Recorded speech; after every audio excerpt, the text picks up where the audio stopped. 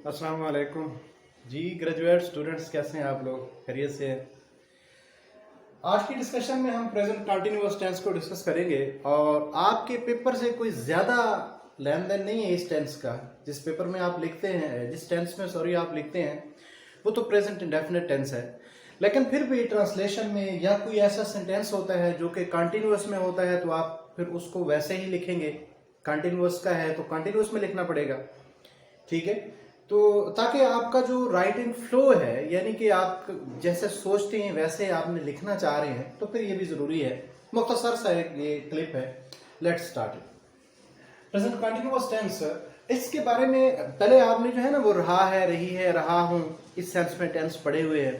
Present indefinite tense हमने किया, उसमें भी था है कि ये वाला कोई ऐसा चक्कर नहीं था।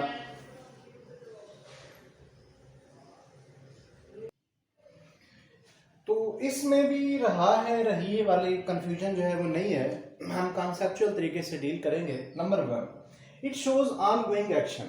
इस टेंस के अंदर कोई एक्शन जो है वो शुरू नहीं होता है, बल्कि शुरू हो चुका होता है। ये ऑन गोइंग जो प्रोसेस है, ठीक है, उसको रिप्रेजेंट करता है। Number 2, at the time of speaking the action is in process, कि जिस वक्त आप बोल रहे हैं उस वक्त ये एक्शन जो है क्या है, हो रहा होता है। फॉर एग्जाम्पल, अगर मैं कहता हूं कि मैं प्रेजेंट कंटिन्यूअस टेंस पढ़ा रहा हूं,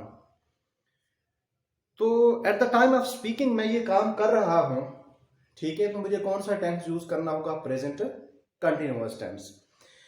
यानी आपके जहन में रहे कि प्रेजेंट कंटिन्यूअस टेंस जो है उस कंटिन्यूअस एक्शन को शो करता है जो at the time of speaking जो है वो हो रहा होता है, उसको प्रेजेंट कंटिन्यूअस टेंस में हम लिखेंगे।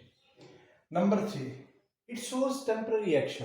सबसे इंपॉर्टेंट और वैलिड बात इस डिस्कशन की कि प्रेजेंट इंडेफिनिट टेंस जो है वो परमानेंट एक्शन को रिप्रेजेंट करता है, ठीक है, और प्रेजेंट कंटिन्यूअस टेंस जो है ये टेम्पररी एक्शन को रिप्रेजेंट करता है।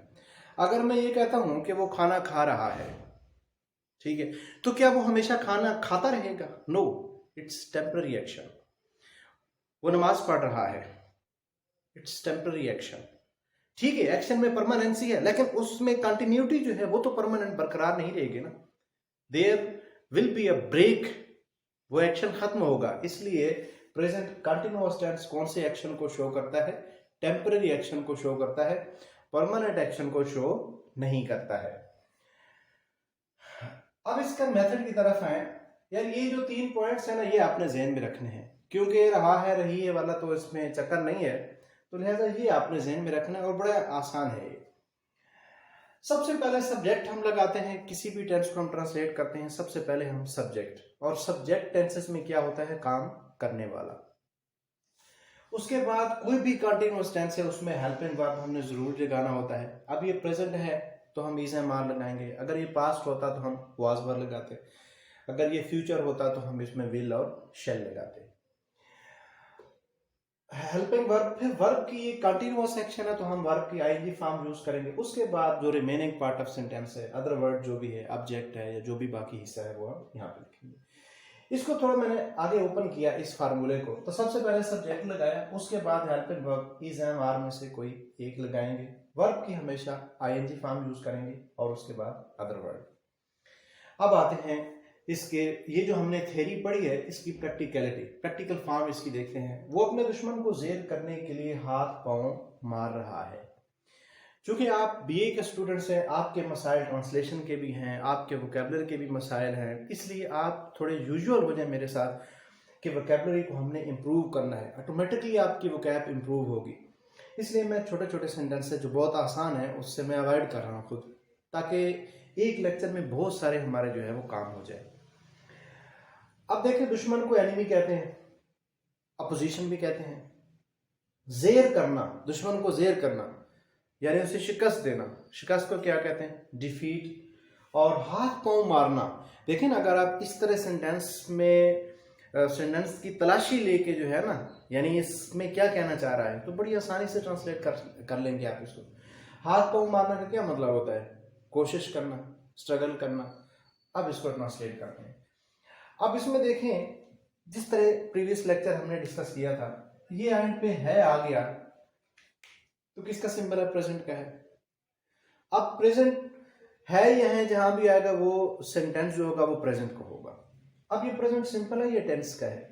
इसमें जो है हाथ पांव मारने की कोशिश करना, इसमें तो एक्शन वर्ब आ गया है।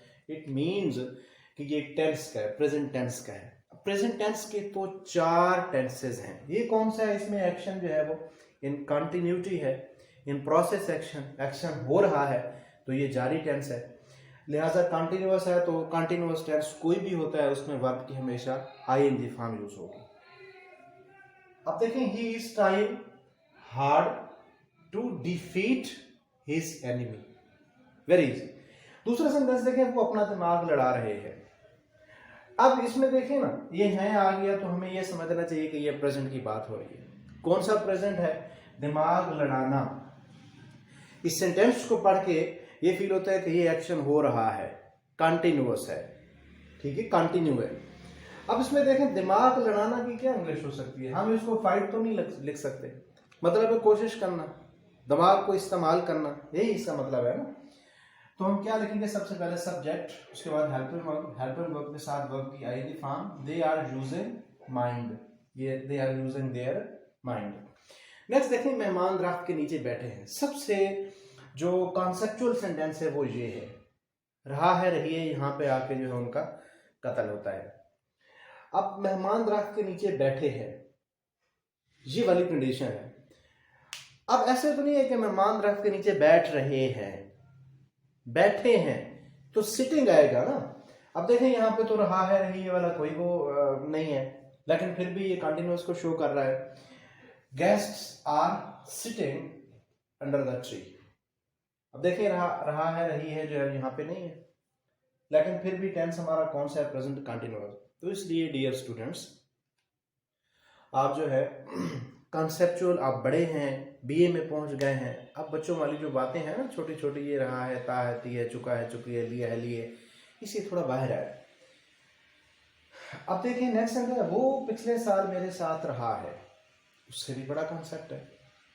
अब देखें, यहाँ पे स्टूडेंट्स रहा है रही है रहा हूँ, जैसा कि टीचर्स ट्रेडिशनल मेथड से पढ़ाते हैं, अगर एंड पे रहा है रही है रहा हूँ आए तो वो प्रेजेंट कंटिन्यूअस होता है। अब मुझे ये बताएं कि ये तो पिछले साल की बात हो रही है, क्या ये एक्शन अभी हो रहा है?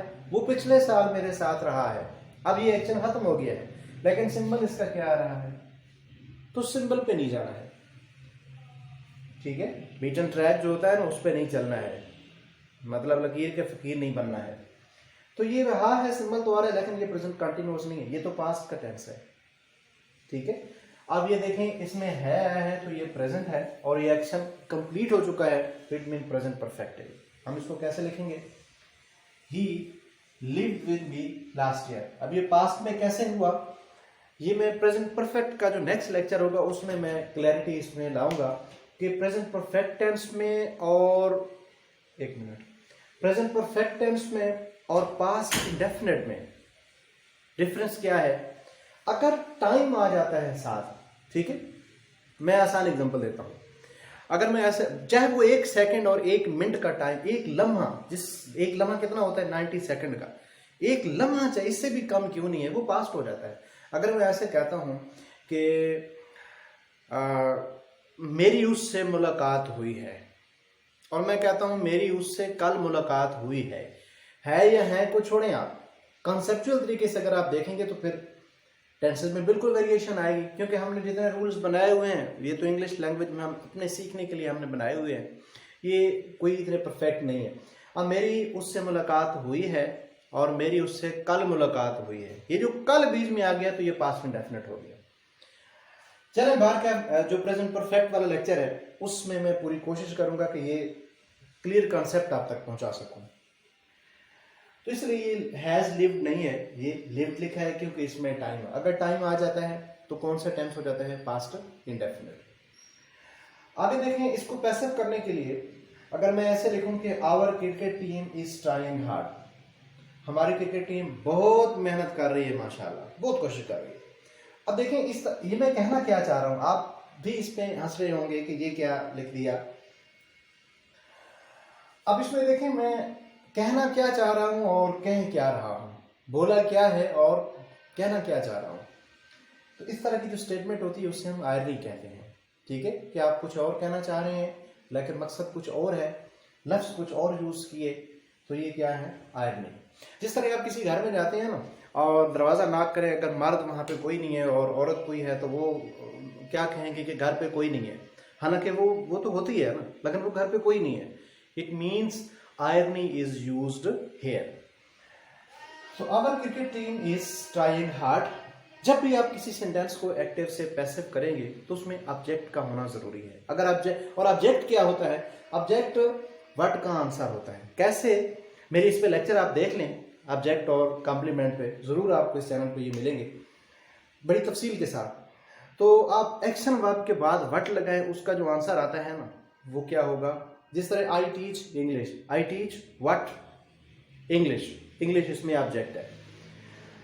और अगर मैं ऐसे कहूं कि ही इज अ टीचर, तो टीचर इसमें ऑब्जेक्ट नहीं, क्योंकि इसमें एक्शन वर्ब नहीं है। ऑब्जेक्ट उस सेंटेंस में होता है जिसमें एक्शन वर्ब होता है, उस एक्शन वर्ब के बाद आप व्हाट लगाएं, उसका जो आंसर आता है वो क्या होता है, ऑब्जेक्ट। अब इसमें देखें, our cricket team is trying what, what का आंसर हार्ड तो नहीं है। Our cricket team is trying how, hard, कैसे मेहनत कर रही, हार्ड, ये तो हाउ का आंसर आता है। तो इस स्टेट में ऑब्जेक्ट नहीं है, लिहाजा इसका पैसे नहीं होगा। दूसरे देखें, we are doing an impossible task, we are doing what, impossible task.